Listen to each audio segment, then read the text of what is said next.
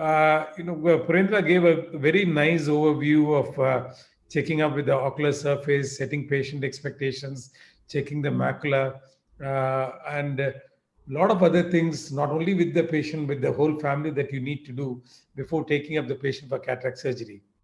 But once the decision has been taken to go for a premium intraocular lens, the most important aspect is to do a perfect biometry, because it's a classical case of garbage in, garbage out. If you are excellent cataract surgery done with the best of machinery, best of intraocular lenses, but if your basic measurement of the lens power or the toricity is wrong, obviously it is going to get suboptimal outcomes. And if there is a requirement for glasses, if there's a poorer quality of vision, wrong asphericity, then obviously the patient is not going to be happy.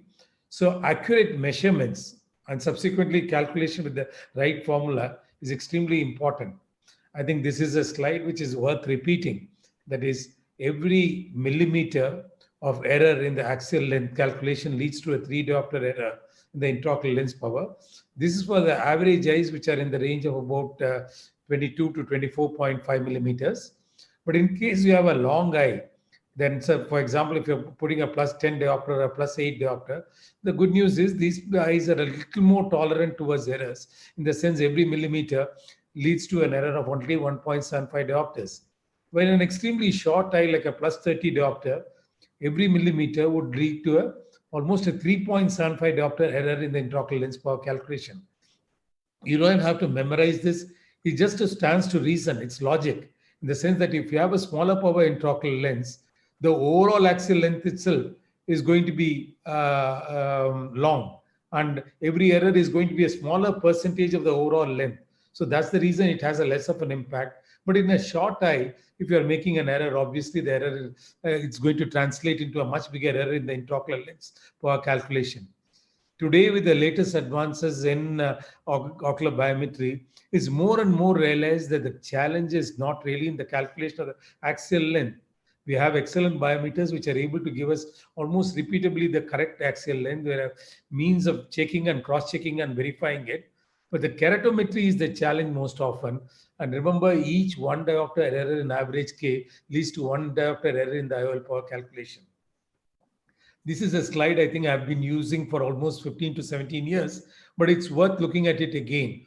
I am sure some of my younger colleagues, younger friends are there listening in. And I believe applanation A scan is something that you need to give up completely.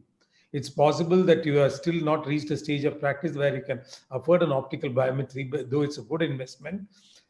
Just in case you have still doing an A scan, please remember, when you indent the cornea with an applanation A scan, irrespective of the experience that you have, irrespective of the confidence you have, the kind of flattening of the cornea that you create is not repeatable, and it can lead to an error of almost 0.24 millimeters. And as we saw in the last slide, this could lead to an error of almost a diopter of error in the calculation of the power. The immersion A scan is somewhat better because there's no contact with the cornea, but that again has almost 10 times the greater error than an optical biometer. So just in case you're planning to, you have to choose between upgrading from a basic phaco machine to a higher-end phaco machine and buying an optical biometer, I would any day recommend that you go for an optical biometer, because you're still used to doing good cataract surgery with a moderate trained machine. But if you get your biometry results accurate, I assure you, my dear friends, that you will be able to afford your higher-end phaco machine much faster. And these are the range of machines that we have. Optical biometers, it's always good to have the freedom of choice. Whenever there's competition, prices do come down. And all these are based upon excellent technology, though the Swepsos OCT seems to have a slight precedence over the others. And please remember, all these machines will give you the axial length and will give you the keratometry readings, which are quite reliable. Please go for a machine which gives you also the lens thickness. If it gives you the AC depth and the white to white, that's it should also give you the AC depth. definitely as a third parameter. If it gives you the lens thickness and the white to white, that's also a good way to go, for the simple reason that that would allow you to incorporate most of the more recent formula which require all these 5 parameters to be brought in. So AC depth, apart from axial length, and and keratometry is extremely important when you're choosing these machines. And just because you get the best of machines doesn't mean that you will always end up with excellent results. I'm just showing you this simple example. This is taken on IOL Master 700. And as you can see over here, these are two different readings taken subsequently in the same eye of the same patient with the same examiner.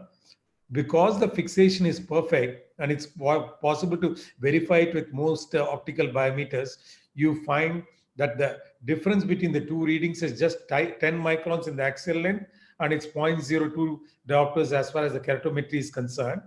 And that's the reason the two subsequent readings almost give you exactly the same intraocular lens power of plus 15 diopters. But let's take another example.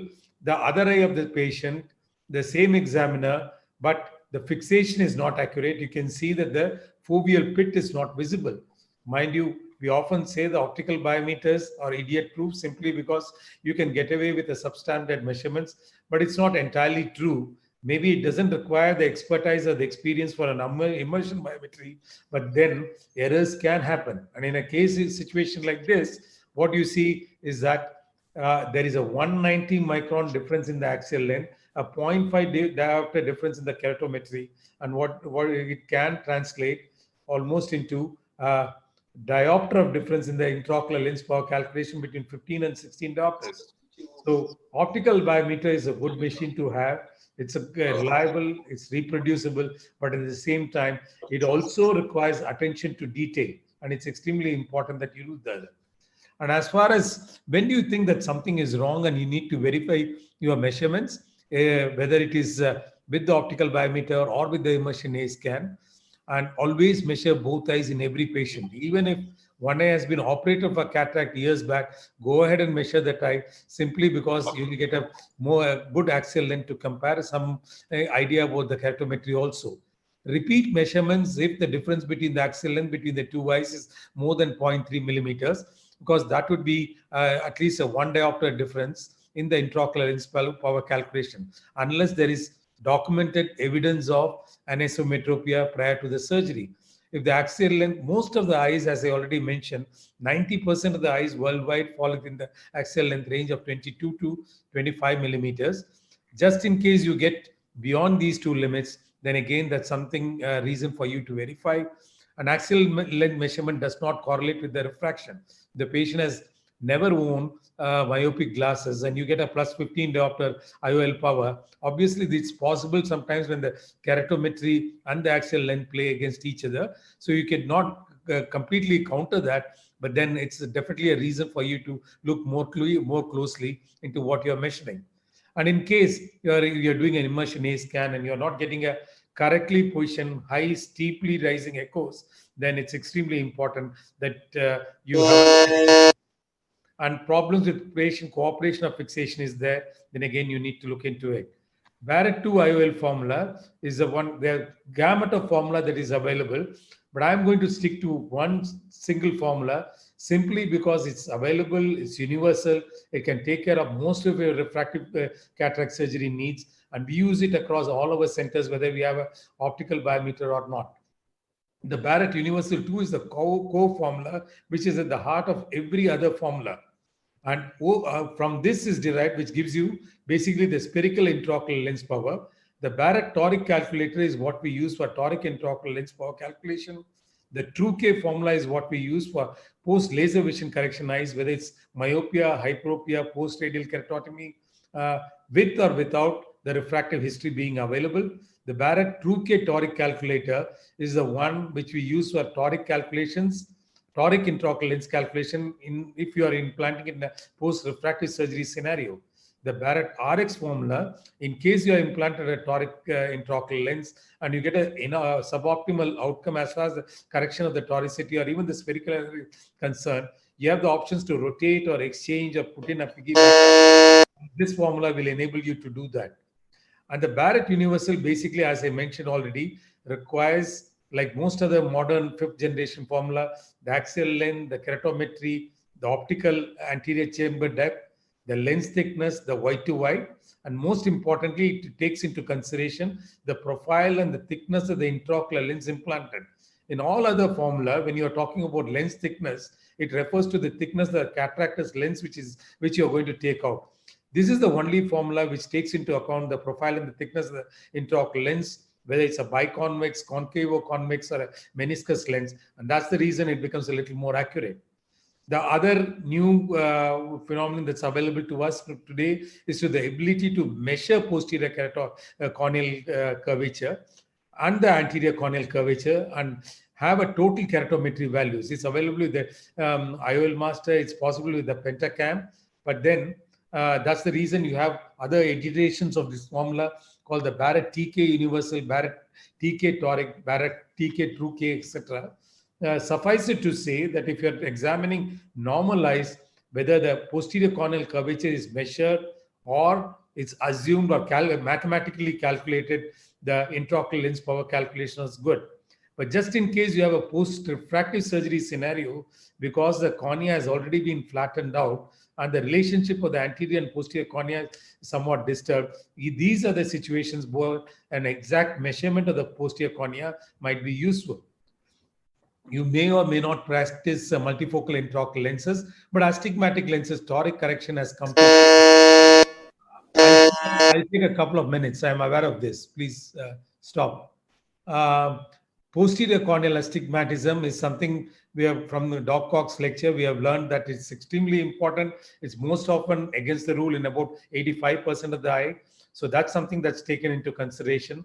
The surgically induced astigmatism, even today, I find that many people key in a figure of 0.3, 0.4 diopters. We realize that surgically induced astigmatism has a centroid value. It has both a direction and a magnitude, and it is more in the range of about 0.1 diopter. So that is what you key in your formula. And something like a Barrett universal formula already takes this into consideration. Toricity ratio is a correction that you get on the corneal plane depending upon the basic intraocular lens power that you're implanting. If you're implanting a plus 30 diopter lens, the amount of toricity you need in the intraocular lens for correcting the same 1 diopter on the corneal plane is much less, and that's something which is taken into consideration. Yeah. So toricity ratio. And as you can see, I'm just going to give you some examples. This is a preoperative IOL master reading that you're seeing. And the patient underwent uneventful trifocal implant. Actually, this was the time when the trifocals are just coming into the market. And the patient has an astigmatism of 0.87, quite cost conscious. So I just put in a trifocal implant, not bothering to correct the toricity.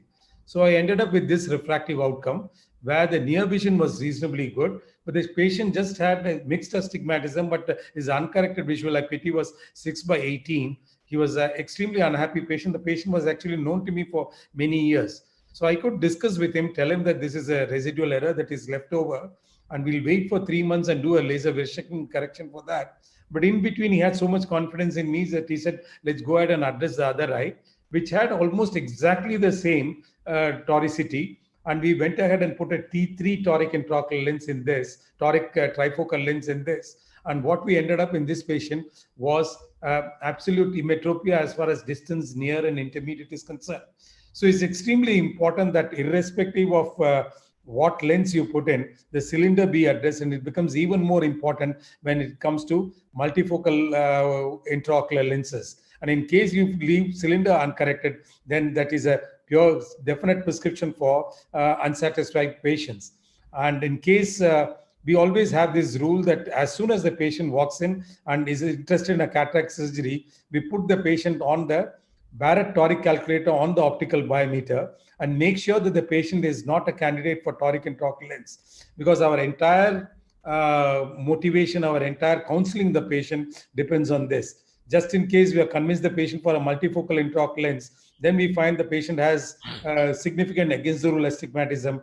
We don't want to be going back in again and counseling for a toric multifocal or downgrading to a toric lens. So we first do the measurements and then start counseling the patient. On the other hand, again, you have to understand that with the rule and against the rule astigmatism are two different entities.